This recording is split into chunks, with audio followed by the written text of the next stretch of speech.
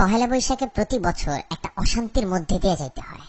যেমন ঈদের আগে দোকানদাররা একটা চাপের মধ্যে থাকে কাস্টমারদের, তেমনি একটা হাজবেন্ড বা বয়ফ্রেন্ড একটা মানসিক চাপে থাকে তার বউ বা গার্লফ্রেন্ডের কাছে।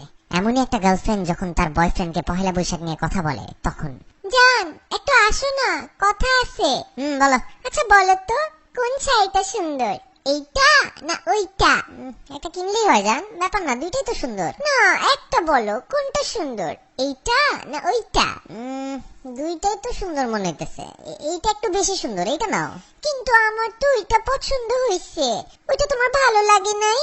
বাবু এত কাজ করতেছি বাবু, সারাদিন কাজ করছি, এখনো কাজ করতেছি, আমার মাথায় তো কাজ নিয়ে একটা টেনশনের মধ্যে থাকে না, দেখতেছো না? তোমার যেটা ভালো লাগে সেটা নাও, জিজ্ঞেস করছো বলে দিছি।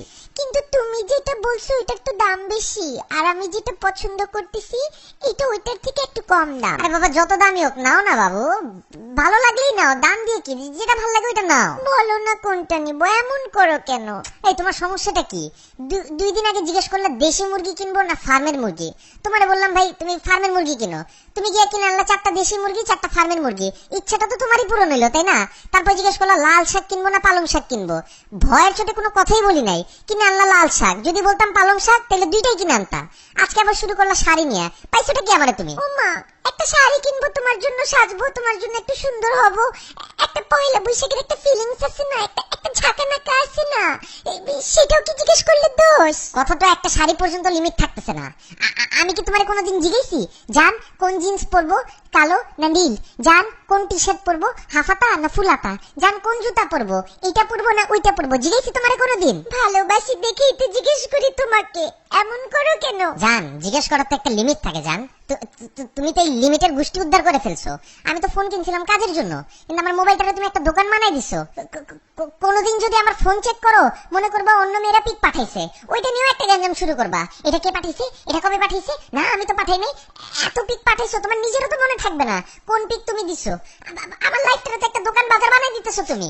এত সিম্পল একটা ব্যাপারকে এত বড় করতেছো তুমি। দুইটা শাড়ির কথাই তো জিজ্ঞেস করছি। তোমার কাছে সিম্পল লাগতে পারে জান, আমার কাছে তো সিম্পল লাগতেছে না। তোমার কাছে 2টা শাড়ি, আমার কাছে তো 2 কোটি শাড়ি সমান লাগতেছে। বলতেছি এটা কেন, তুমি বলতেছো ওইটা কেন না। তখন যখন বলি ওইটা কেন, তুমি বলতেছো এইটা কেন না।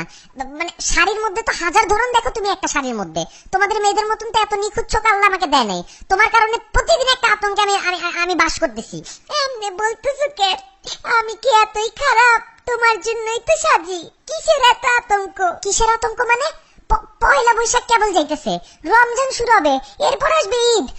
আমি যদি আজকে পরকিয়া করতাম এত আতঙ্কে থাকতাম না যতটা তোমার প্রশ্নের আতঙ্কে থাকতো আমার। প্রত্যেক দিন একটা নতুন আতঙ্ক নিয়ে আসো। তোমার পায়ে পড়ি যান, তোমার যেই শাড়ি পছন্দ সেই শাড়ি কিনো, তুমি কলা পাতা পেঁচাও যদি পরো আমার কাছে ওইটাও সুন্দর লাগবে। দূর একটা ফালতু, তুমি যাও তো, মুডটাই নষ্ট করে দিলা, অসভ্য কথাকার।